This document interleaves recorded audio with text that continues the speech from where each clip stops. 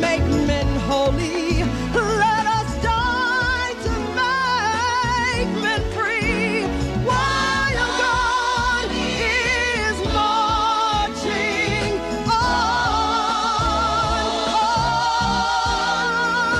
Oh, glory, glory, hallelujah.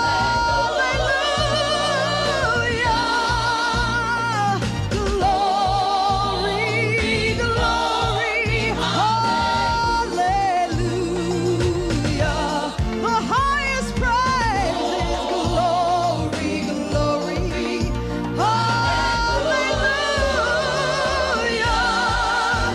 His truth is marching on.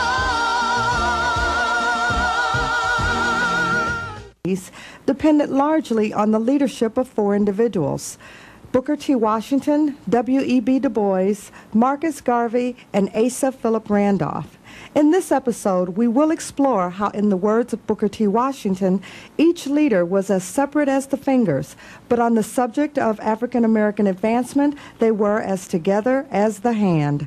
Booker T. Washington by far becomes the most prominent black leader with the early part of the 20th century. There's no question about it. We can still debate when he was born. Some will say 1867, some say a year too early, a year too late, etc., because he was born in slavery in Virginia. He goes on to eke out an education at Hampton University in Hampton, Virginia, studying under Samuel Chapman Armstrong in the industrial schooling philosophy and idea. He leaves Hampton and founds Tuskegee Institute in Tuskegee, Alabama in 1881. Today, Tuskegee, of course, is a major university. Washington's philosophy was one of uplift, but I would argue it was one of uplift through submission. Let me explain that when I say uplift through submission, because people have a number of different labels they'll put on Washington. They'll call him the great accommodator.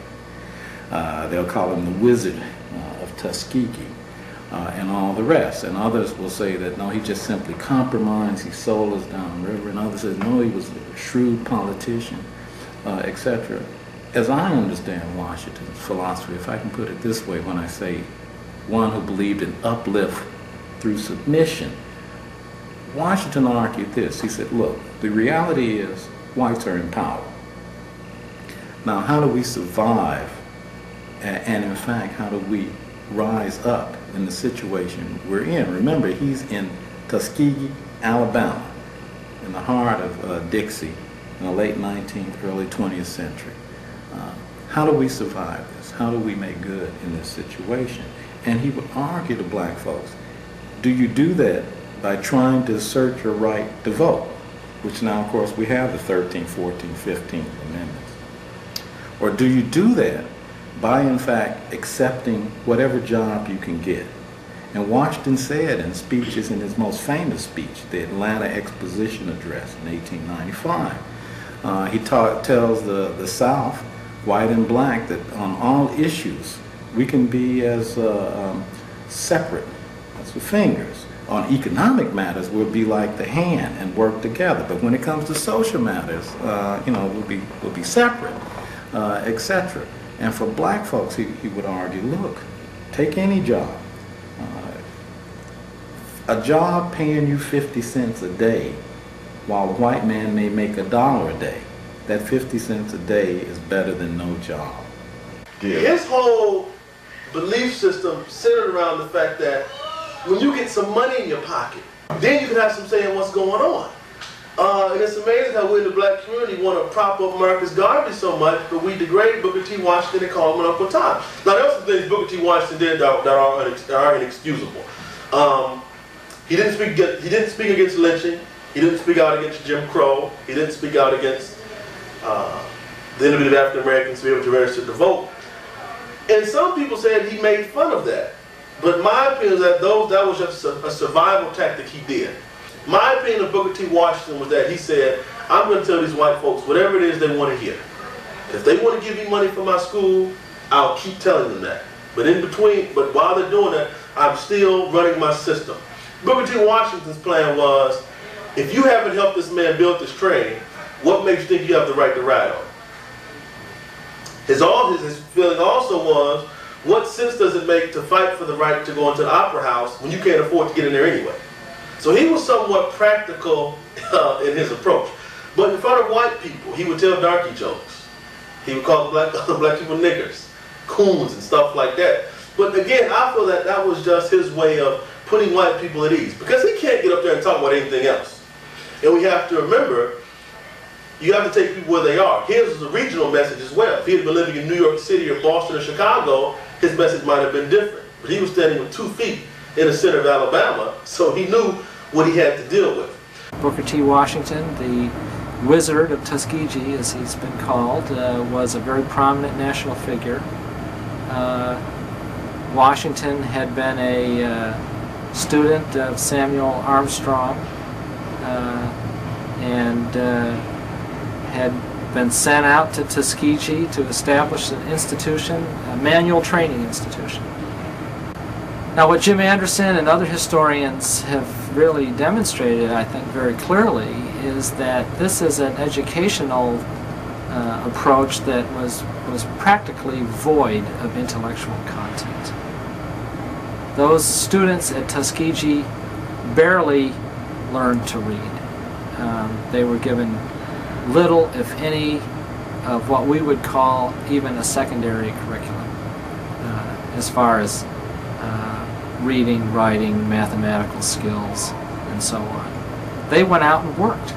They worked in the school sawmill. They worked in the school's dormitories, and they worked in making clothing. They worked in all of these things that Washington imagined would be jobs that they would get out there in the Southern economy. Now, of course, the irony is that those jobs didn't exist. The Tuskegee graduates mainly became teachers in other manual training schools.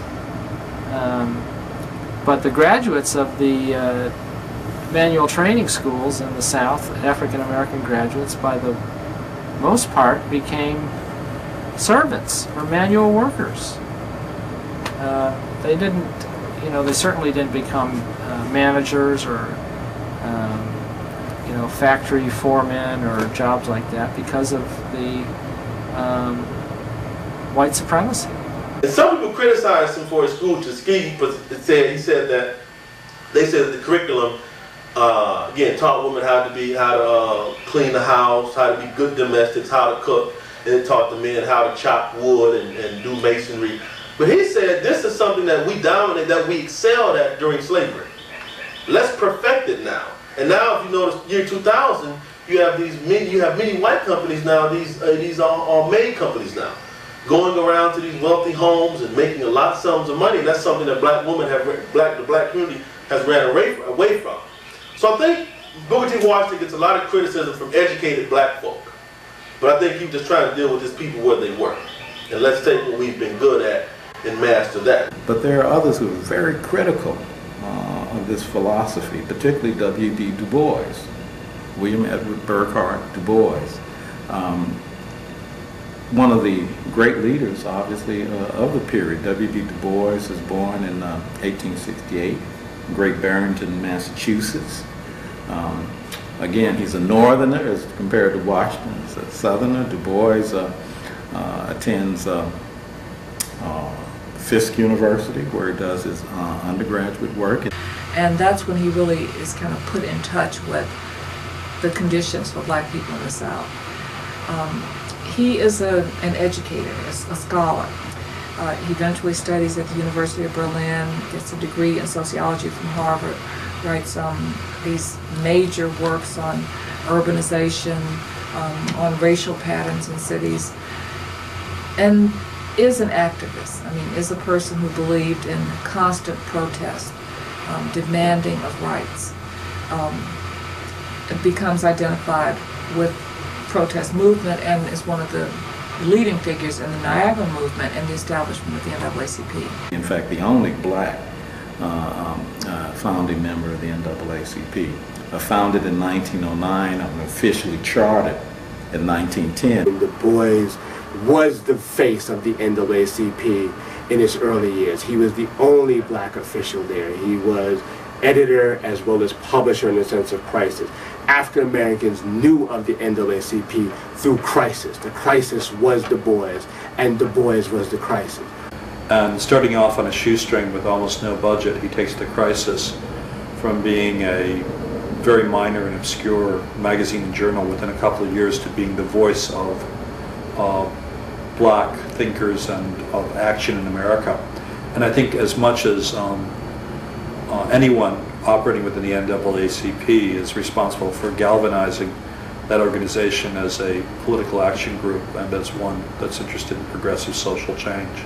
By the mid 1930s, Du Bois is starting a journey that is moving him more and more to the left. I mean, he is quite impressed by the Bolshevik revolution in Russia. He sees the appeal of what you would call a democratization of the means of production. That, in a sense, saying is that a critique of wealth accumulation in the hands of just a few, and the possibilities of having, and as one of his terms was, enlightened entrepreneurship. So he's moving more and more to the left, and so I believe it's in 1934, in the late spring, early summer, he starts writing a series of editorials, commentary in the Crisis about this thing called a nation within a nation.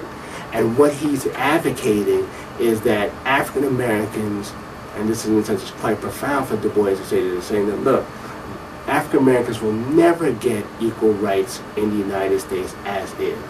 So what they need to do is self-segregate, pull themselves back, build up their institutions, financial, social, political, and then deal with white America like a nation versus a nation.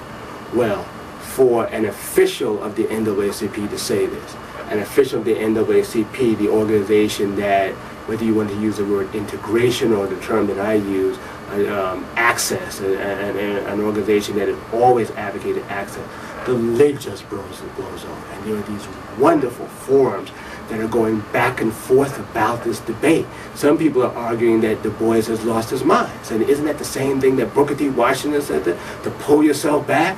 And he's writing back. And remember, at this time, 1934, Du Bois is 69 years old. So he's not a young man, but he still has another, 26 years or so of productivity out there. So he's commenting on what's going on here, and he's saying, no, it's really in South dealing with a nation as a period in sense of strength. And then Walter White now, who blonde, blue-eyed, fair-skinned, but is a black man. Walter White, who is the face, the sort of gregarious face of the NAACP, the man who is the tireless lobbyist, who is the backslapper, the person who knows everybody, who does all the lobbying, who is personal friends with Eleanor Roosevelt, who arranges a meeting with Franklin Roosevelt. He is also appalled, and he comes out with an official position saying, no, this is not the official position of the NAACP. And then Du Bois fires back saying that, well, Walter White doesn't see all this problem because he, in essence, is a white man. And I mean, oh, and then I guess that's why I sound excited, because can you imagine someone saying that in a sense here today? Because there would all be all these commentators out there saying that what's happening, the new neoconservative, people could start putting labels on it. No, there's no labels to begin with it. The real thing is here is that they all have the same goal, but yet the strategies are different. So this eventually comes to a head that eventually leads to Du Bois resigning from the NAACP or being forced out. So you have two very different strategies and approaches. And there's a third we often leave out of that mixture, and it's in the form of people like Martin Delany. One of the, as you move into the late 19th and early 20th century, those who are advocating indeed black nationalism and the Back to Africa movement. A black separatism and a looking to Africa as the homeland that we will have to separate ourselves from white society. And there are others who will pick up that mantle and continue that philosophical approach as well. The most famous, of course, becoming is indeed Marcus Garvey. Garvey was born in the West Indies, Jamaica. Was trained as a printer, so he had the skill, as Booker T. Washington would have said. Gets involved in a printer's strike and is blacklisted. Eventually goes to England, studies there with some scholars in England, comes back to Jamaica and decides that what he has to do to help blacks in Jamaica is to organize, to establish an organization, the Universal Negro Improvement Association, that is a very nationalistic group in the sense of helping black people to get ahead, that blacks need their own businesses, that they need their own schools, they need their own things rather than to integrate or assimilate into society. He decides, or he comes to the United States in 1916, hoping to have a meeting with Booker T. Washington, whom he admired greatly. He thought that he and Washington had much in common. He felt that this was Washington's idea of industrial education was what would help the masses of black people everywhere. He had hoped to meet him when he came to America, but Washington had died the previous year. But what people often forget is that in 1923, after Garvey had spent some years here, he said something very different. He looked back on Washington's life and career and he said Booker T. Washington was not a leader of black people. He became very critical because I think what Garvey had seen and began to appreciate were the depths of racism in this society. And in that way, I think he came to the conclusion that there was no way to accommodate oneself within this system. You had to just simply reject it. So he eventually goes to Harlem, and this is a Harlem that's kind of like the product of the Great Migrations, in the midst of the Great Migrations. And he sees Harlem as this kind of base that he can build his organization, or where he can build his organization. And he establishes branches of the UNIA in Harlem and in other black communities. He promotes the creation of a nurses corps, of an elite guard, has parades in Harlem, just knows how to get people inspired. He preaches a rhetoric of black nationalism, which is very different from, say, accommodation. I shouldn't say it's greatly different, because you could say that accommodation, when you start stressing building up black businesses, that's black nationalism, economic nationalism, so there's some strains of that in there. But he runs afoul of the NAACP because of his, not advocacy, but his meetings with and his discussions with the leaders of the Klan. Garvey believed in black pride. He did not believe in racial mixing. So you could say that maybe there's a little common ground there between his ideas on racial mixing or not non-racial mixing and the ideas of the Klan. But people in the NAACP came to see Garvey as a major, not so much a threat, but as a charlatan, as a showman who was offering black people what seemed to be something valuable, but which was nothing.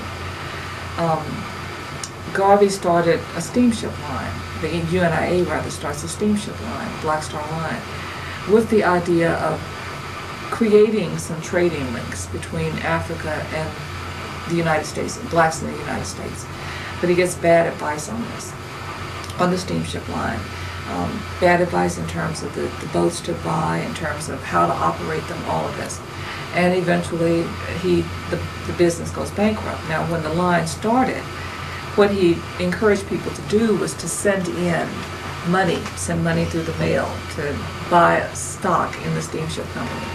And of course it folded, and Garvey was charged with mail fraud, encouraging people to send money for something that didn't exist or that was failing.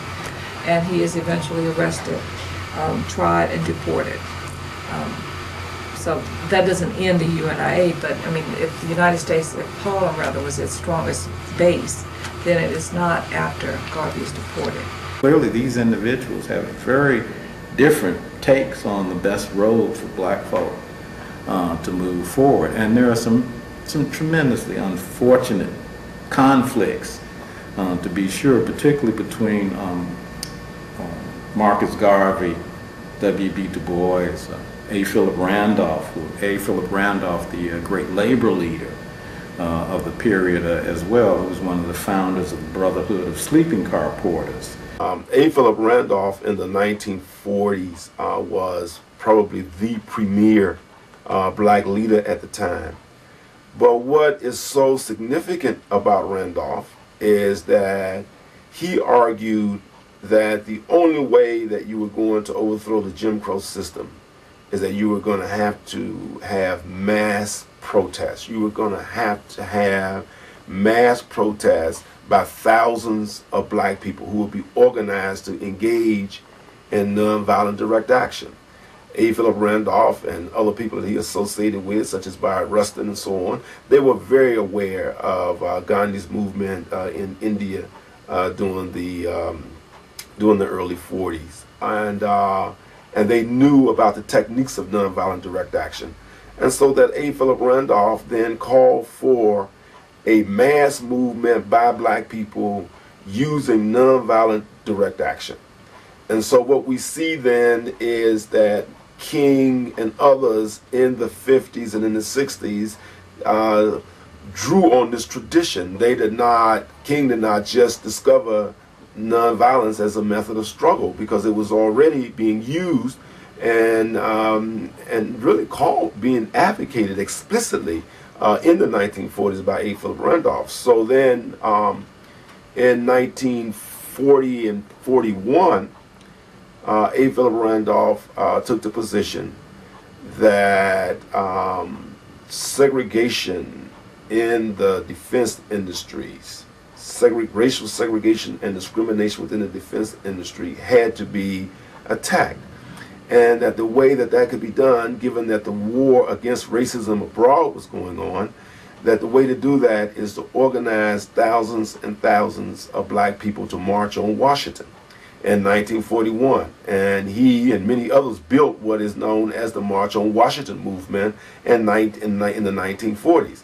And Randolph in those early years, I mean, he's much more socialist. So, I mean, you have all these different isms. So socialism, Pan-Africanism, nationalism, integrationism, hitting against one another. But you then find it too, at times, moving on a very destructive personal level. It's very sad that some of the comments that you would find going back and forth from Garvey about Du Bois about Garvey, each other about Randolph and etc. And they would play these things out in their official publications of their organizations. Marcus Garvey, who was the founder of the Universal Negro Improvement Association, which embodied his philosophy in the Back to Africa movement, etc. And his major publication, which was the Black World, this newspaper that his organization put out. And in the pages of the Black World, of course, he would lash out at leaders who we thought were leading the race along the wrong lines, such as W.E.B. Du Bois. And he talks about Du Bois as a quadroon, as a mulatto, and you find these kinds of personal attacks that Du Bois can't decide which way to go, his white side or his black side, because Du Bois was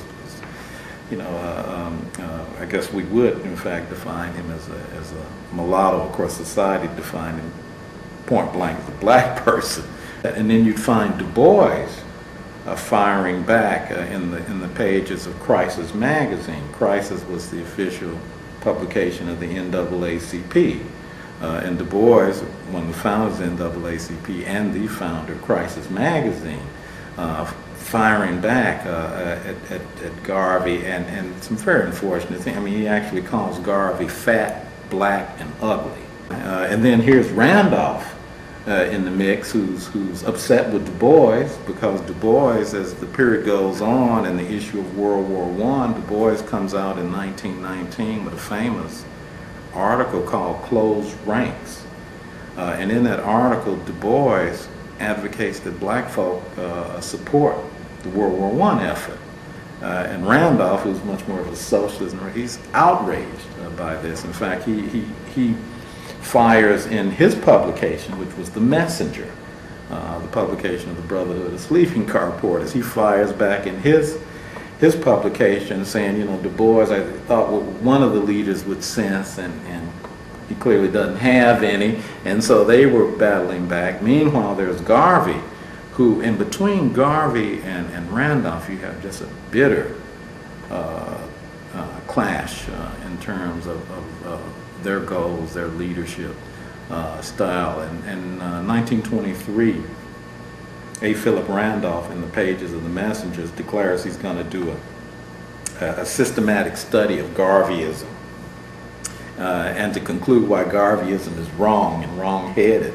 And he thought all this stuff about going back to Africa was ridiculous, and that black folks were going to stay here and they better figure out how best to work here. And so in Randolph's Messenger, you have a sad kind of attack on Garveyism. In fact, Randolph, this so-called scientific study ended up being a piece that's one of the most heated pieces I think ever published. And in it, he calls Marcus Garvey a supreme Negro jackass from Jamaica, and says he has a diseased brain, etc., and is going to lead the race in the wrong direction. The reality, when you look at this aspect of it, you say, how sad. But you back up for a minute and not just focus on the negatives. What you see are determined individuals who are fighting for the leadership of the race. What all of them have in common is that they all want the race to advance.